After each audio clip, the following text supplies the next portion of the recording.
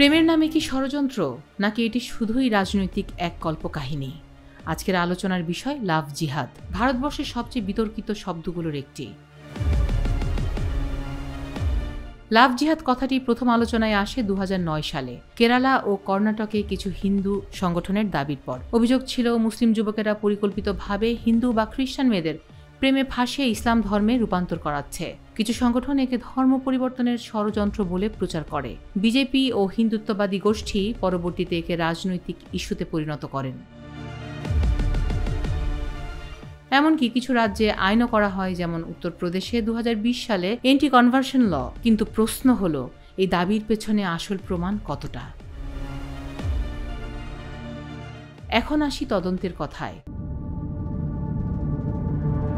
Kerala police, Karnataka police, এমনকি ভারতের national investigation agency বারবার বলেছে লাভ জিহাদ নামে কোনো সংগঠিত চক্রান্তের প্রমাণ তারা পায়নি। সুপ্রিম কোর্টও বলেছে প্রাপ্তবয়স্ক নারী পুরুষ কারোর সঙ্গে বিয়ে বা ধর্ম পরিবর্তন করলে তা ব্যক্তিগত অধিকার। আদালত এমনকি একাধিক প্রেম ঘটিত মামলায় স্বাধীনভাবে সিদ্ধান্ত নেওয়ার পক্ষে রায় দিয়েছে। তাহলে প্রশ্ন জাগে, যদি তদন্তে ষড়যন্ত্রের প্রমাণ না মেলে, তবে লাভ জিহাদ কথাটা কেন এত জনপ্রিয় হয়ে উঠল? উত্তরটা পাওয়া যায় রাজনীতির ভেতরে। এটি ভয় দেখানোর এক হাতিয়ার। একদিকে আমাদের মেয়েরা বিপদে, অন্যদিকে মুসলমানরা পরিকল্পিতভাবে সংখ্যাগুরুদের দখল করছে, এমন এক আতঙ্ক তৈরি করা। প্রেম মানে তো দুজন মানুষের ব্যক্তিগত সম্পর্ক। ধর্ম, বর্ণ, জাতির সীমানা পেরিয়ে ভালোবাসা নতুন কিছু নয়।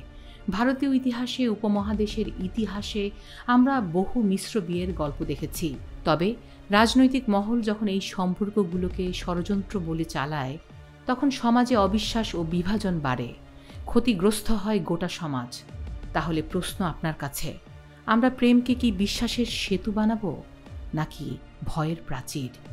লাভ জিহাদ আসলে মিথ নাকি বাস্তব ষড়যন্ত্র? শেষ সত্য নির্ভর করছে আমরা সমাজ হিসেবে কোন দিকটা বেছে নেব। আপনার মত কমেন্ট করে জানিয়ে দিন। ফারাহ দিবা, ভয়েস অফ বেঙ্গল।